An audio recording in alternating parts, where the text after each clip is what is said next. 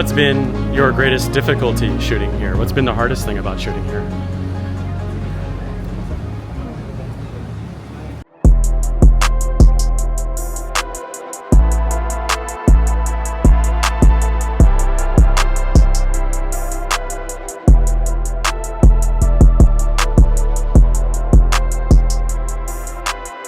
So we're on the streets of Ginza.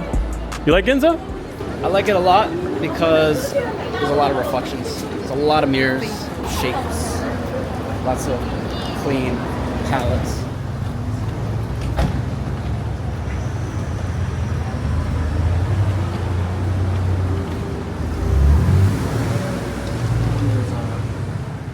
This is one thing in photography that I would say I'm not very good at, is trying to find creative things, more artistic, creative ways to shoot.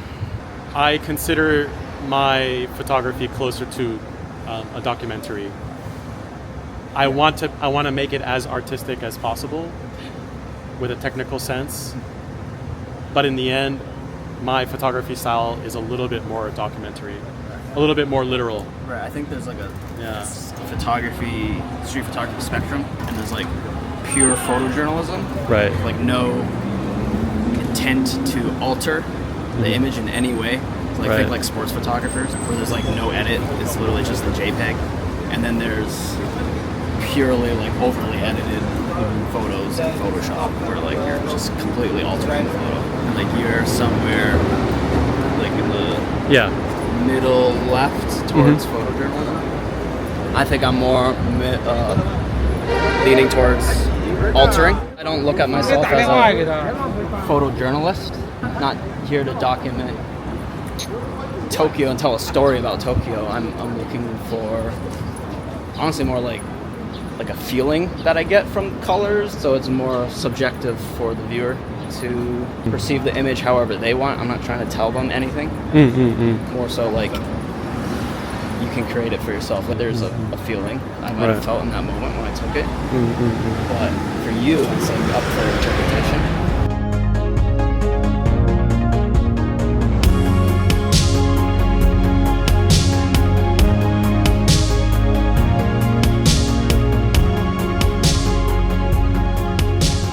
So has Japan changed your photography then on occasions, or I mean, like has it changed you being here? Has it changed you as a photographer in any way? It's reaffirmed how I want to shoot and where I want to keep going, but that's now. Sure. Because if I look back 5 years ago, I shoot so differently. Like I used to shoot 35 millimeter mostly and photograph people, just random stuff happening I see on the street. And part of me does want to like venture out into like landscapes and nature. Same, actually. I actually think that one day I'll do landscapes. Yeah, 'cause for pretty much all of my time as a photographer, it's been in big cities. I got a little taste of it when I went cross country around Morocco, photographing the desert and the Sahara, the Atlas Mountains. It was really fun to shoot something so different. I think that's when you grow as a photographer, when you do change. That's You the experiment. reason I did the flash video. Right. Was to shoot completely different than shoot. Yeah, give that And experience. I feel like that really, it solidified my idea that maybe this isn't for me.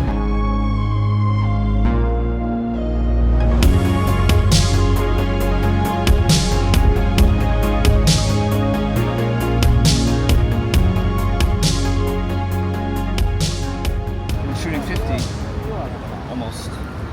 mostly the whole trip, which is actually wider than what I have been shooting lately.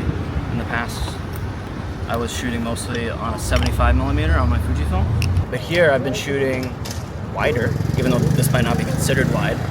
To me, it's wider because For me, it's really tight for me sometimes. yeah. Well, the scenes I'm seeing are more complex, and I kind of want to include more of that.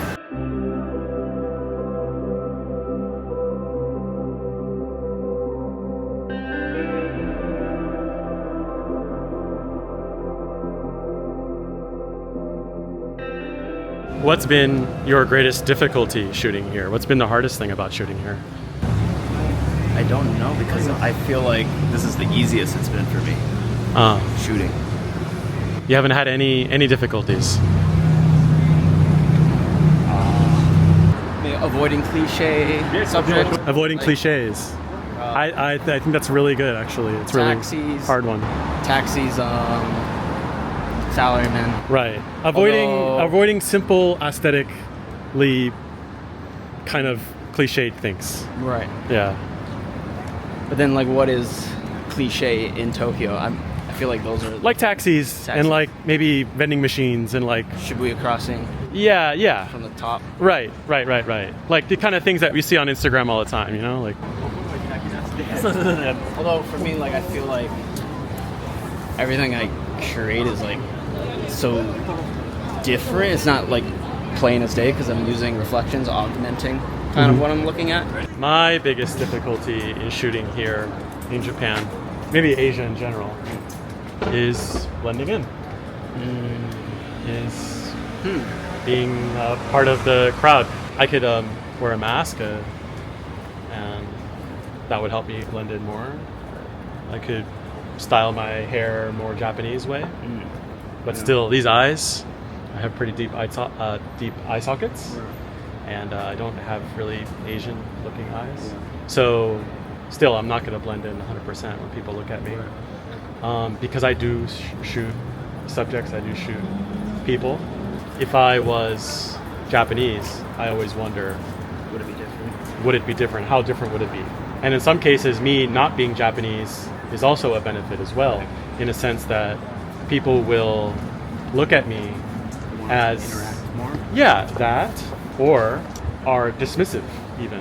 Like, oh, it's just a foreigner with a camera and he must be a tourist. And then some people are rude to me in that way as well. And that always hurts. Like, I have no intention to take your photo. And that kind of gets to me sometimes. But there's so many more good times and there's so many good positive experiences that I've had that the kind of the negative experiences in that way of sticking out, of standing out, it's far outweighed by the positive stuff. So, and I'm also very not like a sneaky person. I don't want to be sneaky even. Like I don't. No, there's some. You can't be with the way you shoot. Yeah, exactly. Like Wouldn't work. I'm not by nature like trying to be sneaky or like blend in. Right. I actually like I want people to know if I took a photo, if I had a candid moment and then they saw me, I would actually like I go to bed at night, you know, I sleep better at night knowing that I was friendly to somebody that I took a candid photo of. You know what I mean? That I gave them that chance to like get my acknowledgement. What were you saying there? The warping texture of that plastic in the window didn't come out really well. A lot of times with reflections, it's like something might catch my eye and I play around with it and see if I can create something. Right, just experimenting. Yeah. Well, I wouldn't consider it experimenting anymore. I'm kind of looking at it as trying to make something out of the environment. I know a lot of people look at like abstraction as experimenting. Because usually for some people, abstraction is what they usually do. Right, like me. Right. So that would maybe be considered experiment. That would be me experimenting if it was me. Is shooting flash and yeah, I get that.